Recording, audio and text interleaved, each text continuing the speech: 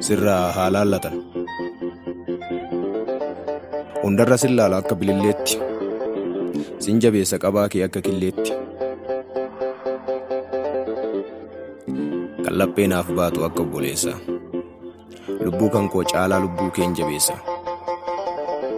Dhuka kootii matii maaltu iyyuu si tuqaa, sima qofa yoomuu hiriyyaan koo dhugaa. Na jajjabeessita hundumayyuu caala, si malee jiruun koo hin toltuuf si laala. Jettee na gorfatta, nurraa haa ilaalu warri wal kijibu, kan manaa wal baasee dhoqqeetti wal dibu. Gubbaa wal fakkaatee keessa kan wal nyaatu, fira of fakkeessee ormaa kan wal laatu. Diinummaa baadhatee arrabaa wal sobu, jiruu wal hinaafaa kan imimmaan cobu. Gaarii of fakkeessee qabeenya wal hatu, osoo waliin deemuu qileetti wal gatu.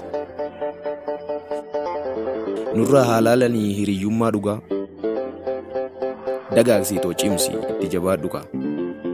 Yoo jettuun si beeka, sirriitti siif gale hiikni hiriyyummaa, narraa sin jijjiiru jireenyi hiyyummaa. Tasa wal aarsinee walitti mufannus, cooraa waliin coorru keessallee gufannus.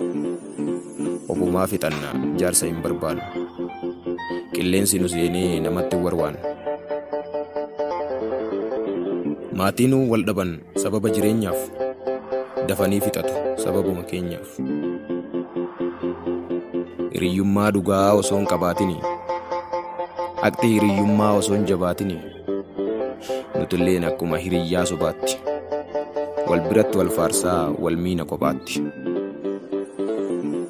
Garuu anaafati, wanti si rakkisu anas na rakkisa, kan sitti nyakkisu anattis nyakkisa. Dhukkubsattu simaa waliin na dhukkuba, yoo yaaddu anallee yaadni na gugguba. Isa qabnu nyaannee dhabnu waliif bita, hiriyyaa dhugaa koo mee maaltu siin gita. Hiriyyoonni biraa warri wal jaallatan, hiriyyummaa dhugaa sirraa haa laallatan. Hiriyyaa koo dhugaatiif galatoomaa horaa bulaa, maraaf jeelaan irra.